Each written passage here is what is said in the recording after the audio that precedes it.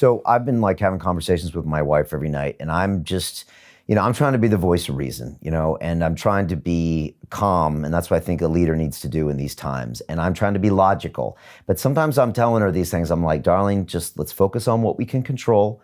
Let's look at the numbers. Let's be realistic about this. And sometimes she looks at me like I'm speaking Swahili, right?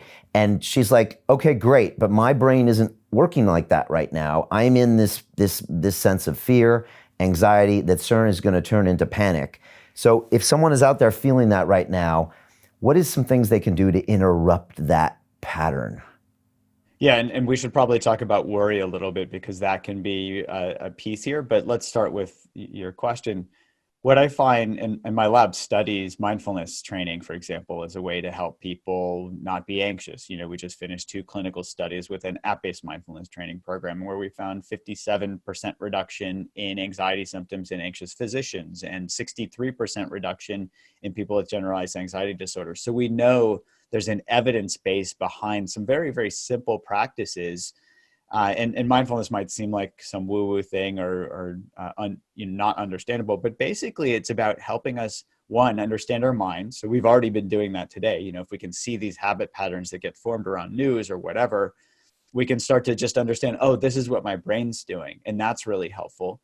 The second thing that we can do is just simply ground ourselves. So for example, taking a few deep and conscious breaths where we're really paying attention to what the in-breath feels like, what it feels like as we're breathing out, that can literally calm our physiology. I find some people struggle with, paying attention to their breath because they hold anxiety in their chest area. So here, simple practices like grounding themselves in awareness of their feet, like that simple practice can help people move from getting stuck in their head, which is spinning, spinning, spinning, to literally grounding their awareness in the physical sensations of their body. They can also do things if they have access to nature or a window. They can simply look out a window and ground themselves in the present moment by looking at a tree or looking at a bird or something like that. I don't know anybody that gets more anxious when they're in nature or looking at nature, and we don't hold anxiety in our feet. So those are really simple, 30-second practices that we can do. And importantly, we can do these short moments throughout the day. That's actually how you set good habits.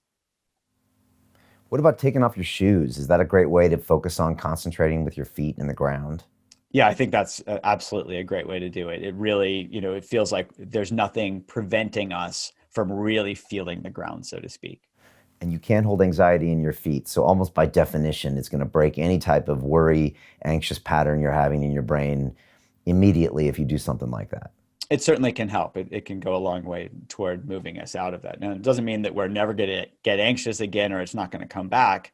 But the more we practice that and the more we can learn, how our minds are working, the more we'll be able to work with them. And you said also the hands can be a good thing. What can we do with our hands to like ground ourselves in our hands? Yeah. So here, I love, there's this curiosity, I think, of as a superpower. And we can talk about how that kind of hacks some of our reward-based learning systems in our brain in a minute. But basically what somebody could do with their hands is they could just put their hands on their leg or in their laps and not with their hands not touching. You could even do this now with me. And then just get curious, which hand feels warmer right now? Is it my right hand or my left hand? Hmm. So which of your hands feels warmer, or do they feel I think it's exactly? my right hand, but I know what you're doing to me right now and it still's working.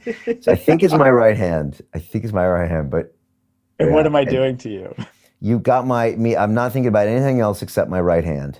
Yeah, yeah. So that's curiosity, And so I think of this mantra. We taught this to the women's water polo team, where it's like, what's happening? And that drops us into our direct experience rather than getting caught up in, oh no, what's happening? And honestly, curiosity feels so much better than anxiety.